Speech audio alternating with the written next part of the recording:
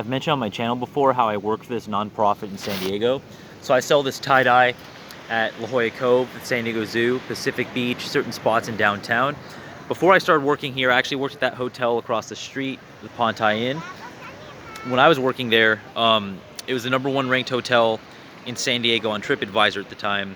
And so I'd walk around here at La Jolla just on lunch break, wearing headphones, just listening to music, going to sit on the rocks, look at the ocean, look at the wildlife.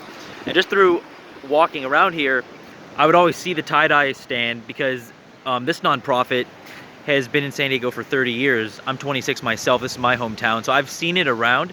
And then just working here at La Jolla and working here on like lunch break, I got to talking to them just from passing by, and at one point they needed somebody, and so I was like, oh, that's perfect. And it was like the next step, just what I wanted to do. I loved working at the hotel back there, and then I just hop across the street, come here and sell.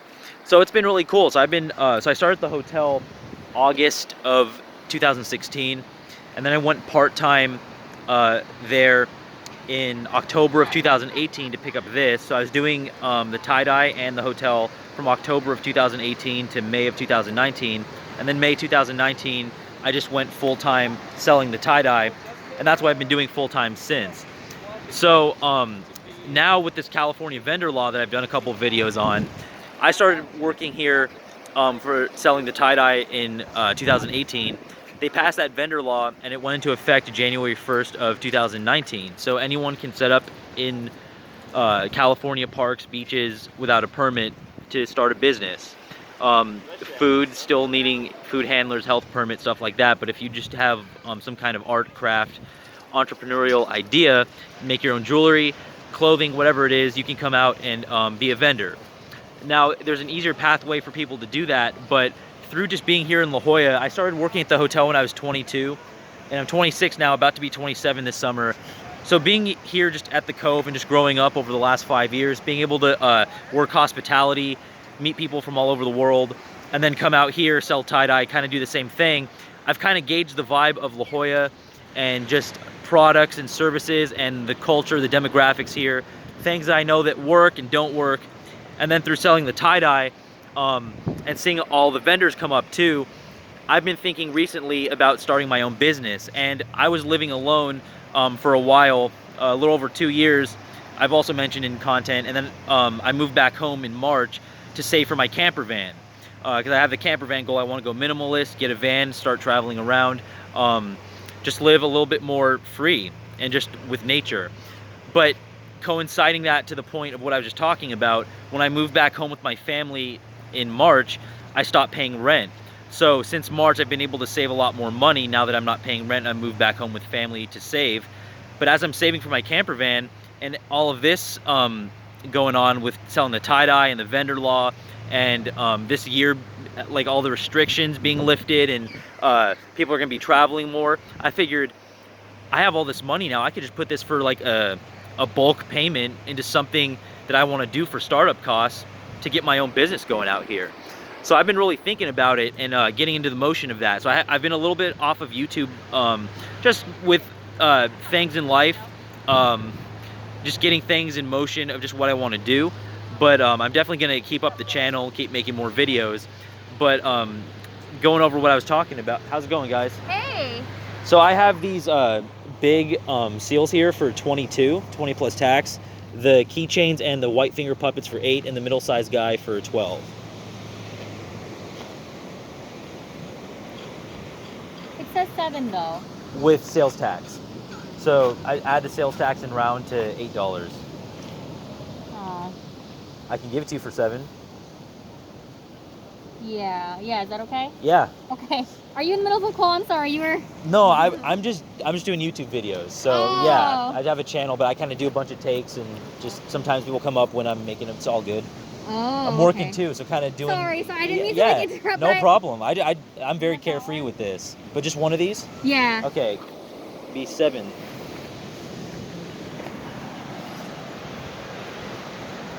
Thank you. Thank you.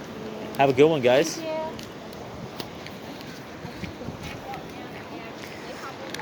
But yeah, I want to start my own business out here. And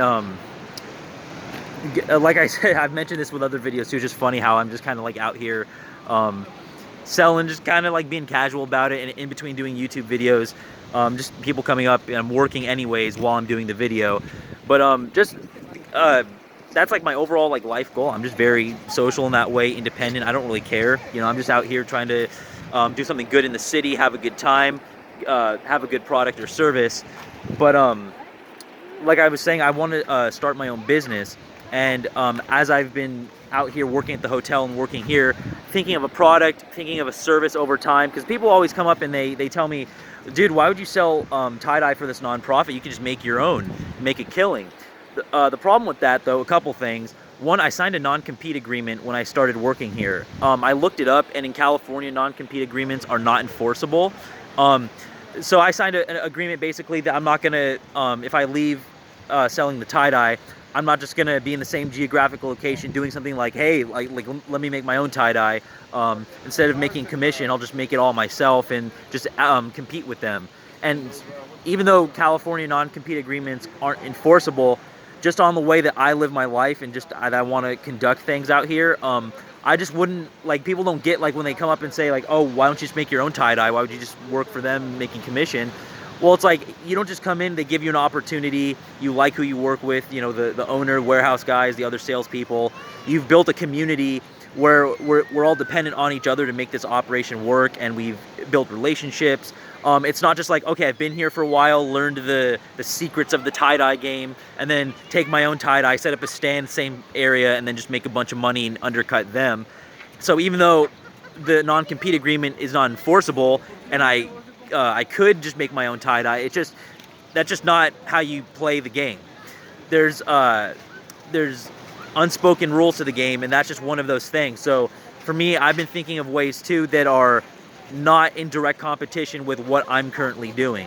So the idea that I've come up with right now is a buff, and a buff is a company that makes the piece of tubular elastic fabric that can be used. It has no seams, 100% seamless. Buff is one of the main companies that do this. It's also like a neck gaiter or multifunctional headwear, but a tube of circular elastic material that can be used as a headband.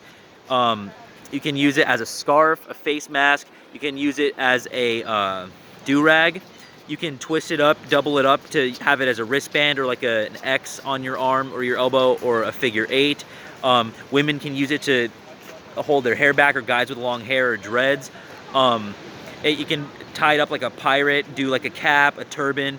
Most people know what item I'm talking about when it comes to the buff. It's the multifunctional headwear. And I want to get mine, so it's the CoolNet UV, so SPF protection from UV rays, cooling technology, and all that. And the company Buff, I learned about them through the TV show Survivor, and that show has been on since 2000, season 1. And I've seen every season of that show. And that's where I originally knew of the term buff. I remember the Survivor buffs from that show. But I was just thinking about that the other day, because the show's been off the air with the filming with last year and everything. I was thinking about Survivor. I was like, oh, the buff. And then I was thinking of my just my timeline out here in San Diego doing this and working. I was like, oh, start my own business. I'm back home. I got money for startup costs. Summer's coming up. First summer after all the restrictions. I'm like, this is the time to start my business. I'll be 27 in June. I'm just like, timeline. Like, everything kind of clicked. And so I thought of this idea. But what I'm going to do on the buff is I'm going to make it a tourist item. So I've been selling here in La Jolla. On the buff, I'm going to put La Jolla Cove, and I'm going to change a couple of the letters. So the O's are going to be sun and moon. The L's are going to be palm trees. The V is going to act as a diamond, because La Jolla in Spanish means the jewel. So the V, the bottom of the V, is going to be a diamond. And I'm going to start with 4 different styles. Fire, water, earth, and air, based off the elements. So my fire buff is going to use like reds and oranges. My earth buff is going to use greens and browns. My water buff is going to use blues. And my air buff is going to use yellows, grays, silvers, golds. And so I kind of have the La Jolla theme in terms of like the tourist item. And then I also have a cool design, and people can have their own meaning, whether it's the color or the style, or a spiritual meaning. Maybe it's your sign. You're an air sign, you're a fire sign, a water sign, an earth sign. People that are into astrology and things like that. Or just people that aren't into astrology but are into spirituality in a way of just understanding the elements for what they are. Like, oh, like my personality seems like a fire or an earth or a water and air. So people can have whatever connection to that they want. On the color wheel, red, blue, yellow, green, using those four for the elements, that leaves orange and purple as the two other ones on the main color wheel. So eventually I want to come out with different designs and do like a sunrise and a sunset theme. The sunrise using like oranges and the sunset using purples. And then I'll have a seventh one that's maybe just like a neutral black for someone that wants to buy a buff that's just neutral black, solid color, and doesn't want to go with all the colors or the theme or whatever. So I'll start with like that line of 7 different buffs, and I'll come out here to La Jolla. On their site, Buff sells these products for $22 to $26 plus shipping and tax, being about $31 to $35.